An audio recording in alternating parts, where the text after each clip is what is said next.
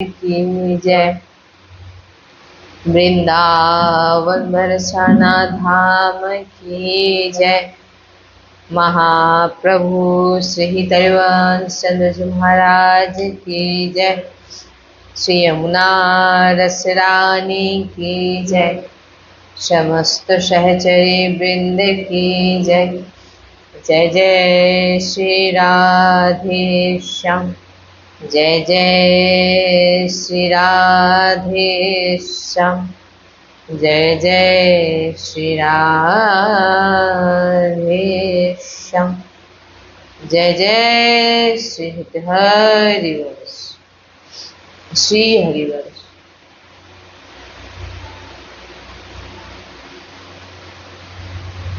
জীবনে সুখী থাকার মহামন্ত্র।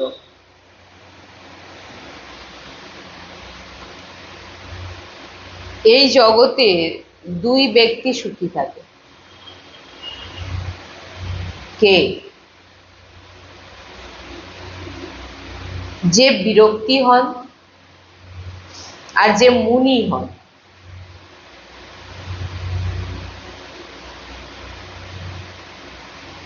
মানি না একান্ত জীব নাহা, যে মুনি হন।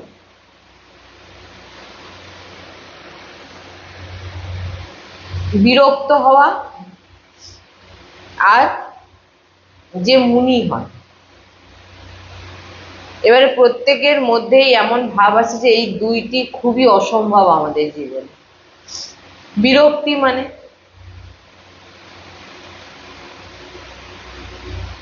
বিরক্তির কথা বলতে গেলে সব ভয় পায় যে একটা আলাদাই রূপ বুঝে রেখেছে মানুষ।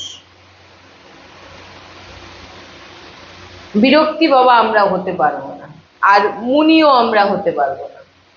মুনি হওয়াও খুবই অসম্ভব আর বিরক্ত হওয়াও খুব অসম্ভব। তাহলে কি হবে? তাহলে কিভাবে? কারণ বলছেন যে সুখী যদি কেউ হতে চায় তো এক বিরক্তি তিনারা সুখী হন, আর যিনি মুনি হন তিনারা সুখী হন। তাহলে এই দুটোর মধ্যে আমরা কোনোটাই হতে পারছি না।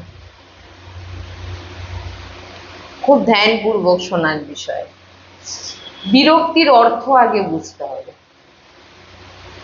বিরক্তির অর্থ হচ্ছে মন থেকে সব প্রকারের ইচ্ছের বিসর্জন দেওয়াকেই বলা হয় বিরক্তি। মন থেকে সব কিছু ইচ্ছের বিসর্জন যিনি দিয়ে দিয়েছে তিনি বিরক্ত। আমরা যে ইচ্ছে রাখি সংসার, পরিবার, সমাজ থেকে, ওই ইচ্ছেগুলোকে যদি আপনি বিসর্জন দেন তবেই আপনি বিরক্ত, আর বিরক্তই সুখী থাকেন। যদি আপনি কোনো কিছু ইচ্ছে হৃদয়ে রাখেন, সেটা যদি রাধা গোবিন্দের প্রাপ্তির ইচ্ছে রাখেন, পাওয়ার ইচ্ছে থাকে, সেই ইচ্ছে ঠিক আছে। কিন্তু সংসারে কোনো ব্যক্তি, বস্তু, স্থানের প্রতি যদি ইচ্ছে রাখেন বা নিজের দেহের প্রতি আপনার আসক্তি থাকে, তাহলে কিন্তু আপনি কখনোই সুখী হতে পারবেন না। সংসার আমাদের এই জন্য দুঃখী করে, কারণ আমরা সংসার থেকে কিছু পাওয়ার ইচ্ছে রাখি। আমরা কেন দুঃখী? আমাদের কেউ দুঃখ দিতে পারে না, আমরা দুঃখী নিজে থেকেই হই।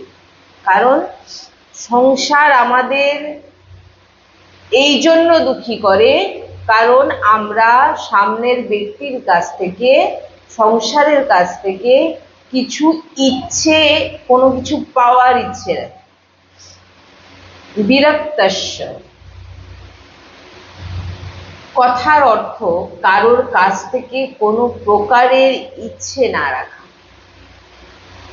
পিতা ভাবে আমি পুত্রকে বড় করেছি,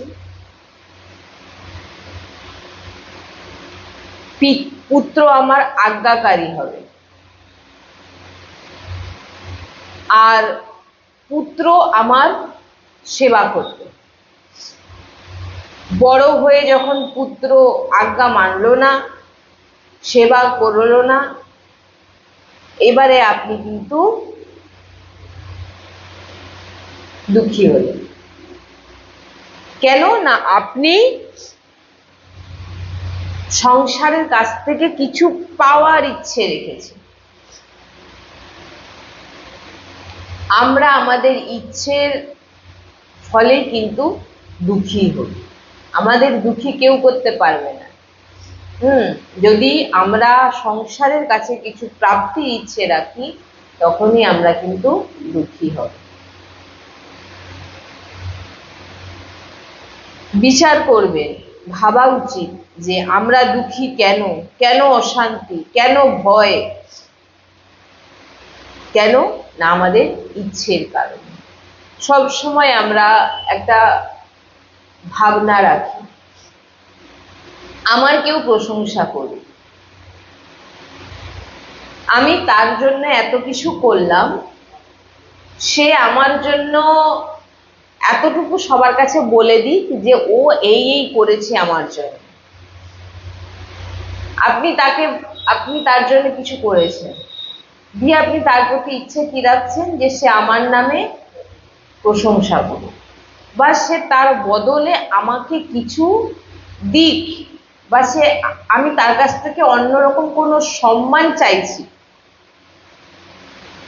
এইবারে সেই ব্যক্তি আপনাকে সেইভাবে গুরুত্ব দিল না, আপনাকে আপনার প্রশংসা কারোর কাছে করলো না, আপনি এইবারে হৃদয় থেকে ভাবলেন যে দেখো আমি তার জন্য এত কিছু করলাম, এত কি দেখলাম তাকে, কিন্তু সে কিন্তু আমাকে ভাবলো না, আমার একবারও কথাও বললো না। হ্যাঁ, আজ আমি বিপদে পড়েছি, সে আমাকে সাহায্য করলো না, সে কিন্তু দুঃখী হয়নি। কারণ আপনি তার কাছ থেকে কিছু চাইছেন, প্রাপ্তির ইচ্ছে। এই প্রাপ্তির ইচ্ছেই কি হয়, আপনাকে দুঃখ দেয়। আপনি কারো সেবা করছেন বলে এটা নয় যে সে আপনার সেবা করবে। ইচ্ছে রহিত হয়ে, সেটাই, আপনার কেউ প্রশংসা করছে, আপনি তাতে খুশি হয়ে যাচ্ছেন, আপনার কেউ নিন্দা করছে, আপনি দুঃখী হয়ে যাচ্ছেন। আপনি বলছেন যে ইচ্ছে রহিত হও। তুমি যখন কারোর কাছে কারোর সেবা করছো, কারোর ভালো করছো, কারোকে কিছু দিচ্ছ, তুমি তার কাছ থেকে কিছু আশা করো না যে আমি তাকে এই এই করলাম বলে। পুত্র এসছে, পুত্রকে বড় করার কর্তব্য, বড় করে দিয়েছি, ভালো সংস্কার দিয়েছি, এরপর পুত্র আমাকে দেখলো না, সে আমার সেবা করলো না, আপনি সেটা ভেবে, কিন্তু এটা পুত্রর করা দরকার, কিন্তু আপনি ভাবছেন যেহেতু আপনি ভাগবত এই মার্গের পথিক, তো আপনার তো ইচ্ছে রহিত হবে না, আপনার সংসারে কারোর প্রতি কোনো ইচ্ছে নেই, আপনার সংসারের কোনো ব্যক্তি বস্তু স্থানের প্রতি আপনার কোনো ভাবনা নেই ভিতরে, আপনার তাদের প্রতি কোনো আসক্তি নেই, তাহলে আপনি কেনই ভাবছেন যে এই আমার পুত্র? আপনি সংসারে আপনার পুত্র, কিন্তু ভিতর থেকে আন্তরিক দিক থেকে যদি আপনি ভাবেন, তো আপনার তো যদি কেউ এই সৃষ্টিতে আছে নিজে, সেটা হচ্ছে প্রভু, এছাড়া কেউ নয়। যদি এটাই যদি হয়ে থাকে, তাহলে আপনি আপনার যা কিছু সম্পর্ক সব প্রভুর সঙ্গে, আর সংসারের ব্যক্তি এগুলো সব। সন্তজন বলেছে কি যে সংসার হচ্ছে মিথ্যে, কারণ সংসার বারবার যে আপনার কতবার পুত্র হয়েছে, কতবার স্ত্রী হয়েছে, কত বাবা মা হয়েছে, আপনি কিছু জানেন না, বারবার এই জিনিস ঘুরিয়ে ফিরিয়ে আমাদের জীবনে আসছে। তাই আপনি তাদের কাছ থেকে কিছু চাইবেন যে সে আমাকে সম্মান দেবে, আমাকে দেখবে, আমাকে খাওয়াবে, আমার সেবা করবে, বা আপনি করেছেন বলে সে আপনার করবে। যদি সেবা করো নিষ্কাম ভাবে, যদি তার জন্য তাকে কিছু তার জন্য কিছু করছো, নিষ্কাম ভাবে করো, কোনো রকম ভাবে তার কাছ থেকে কোনো কিছু তুমি পাওয়ার আশা করো না। যদি তুমি সেই ইচ্ছেটা ভিতরে রাখো তাহলে কিন্তু তুমি দুঃখী হবে। দ্বিতীয় হচ্ছে মুনি একান্ত জীবনঃ, বলছেন আর কে সুখী হয় না, যে মনের অনুমোদন করেছে। ভগবান গীতায় অর্জুনকে বলে দিয়েছিলেন যে অন্য ব্যক্তির জন্য অশান্ত নয়, দুঃখী নয়। তুমি অন্য কোনো, বলেছিলেন অর্জুনকে যে অন্য কোনো ব্যক্তির জন্য অশান্ত নয় যে ব্যক্তি, দুঃখী নয়। হ্যাঁ, আমরা যদি বাস্তবিক দেখেন, এই যে ভগবান বলছেন যে তুমি যদি দুঃখ হও অন্য ব্যক্তির জন্যই দুঃখী হচ্ছ। অর্জুনকে বলছেন তুমি দুঃখী কার জন্য হচ্ছ? অর্জুন কিন্তু যুদ্ধ করতে চাইছিলেন না, বলে আমার যদি আত্মীয় বন্ধু বান্ধব সবাই যদি মারা গেল তাহলে আমি তাহলে আমার কি হবে, আর আমি কে কাকে নিয়ে থাকবো? যখন ভগবান জ্ঞান উপদেশ করলেন তখন তিনি সবকিছু বুঝতে পারলেন। স্বয়মের চিন্তা, নিজের চিন্তা, নিজের বিচার, নিজের স্বভাব ব্যক্তিকে দুঃখী করে। আপনার কি চিন্তা চলছে ভিতরে আপনাকে দুঃখী করবে? আপনি কার চিন্তা করছেন? সামনের ব্যক্তি আমাকে কিছু বলল, সামনের ব্যক্তির কাছ থেকে আমি এটা আশা করেছিলাম, সে আমাকে এটা করলো না। সামনের ব্যক্তির আমি অনেক সেবা করেছি, সে আজ আমার দরকারে সে আমার পাশে নেই। আপনি কার চিন্তা করছেন? সেই ব্যক্তির চিন্তা করছেন। আপনার প্রত্যেকটা চিন্তায়, প্রত্যেকটা মুহূর্তে সেই ব্যক্তি কিন্তু আপনার চিন্তার মধ্যে ঢুকে আছে। এবারে কি হচ্ছে, আপনার বিচারেও সে, আপনার সেই বিচারের ফলে আপনার স্বভাবও অন্যরকম হয়ে যাচ্ছে। এর ফলে আপনি কি হচ্ছেন? দুঃখী হয়ে যাচ্ছেন। এই সংসার এক সমুদ্র, আর এই সমুদ্রেতে আমরা ডুবে যাচ্ছি। আমরা মানে জীব সব ডুবে যাচ্ছি। কে আমাদের পার লাগাবে? বলে কেউ আপনাকে এই সমুদ্র থেকে বার করবে না, আরো ডুবিয়ে দেবে। হ্যাঁ, এই দুনিয়া তো একদম আপনাকে ডুবিয়েই ছাড়বে যদি আপনি দুনিয়ার হাত ধরতে চান। ধাক্কা দিয়ে আরো আপনাকে সমুদ্রে ফেলে দেবে যাতে আপনি ডুবে যান। যদি এই সংসার সমুদ্র থেকে তুমি ডুবে যাচ্ছ তো শুধু কেবল আর কেবল প্রভুই তোমাকে এই সংসার সমুদ্র থেকে বার করবে, বা সমুদ্রকেই শুকিয়ে দেবে তোমার জন্য। কেউ আপনাকে বাঁচাবে না।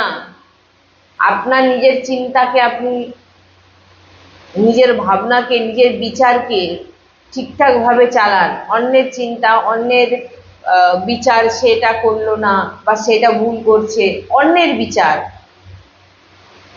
গুরুজি সবসময় বলেন যে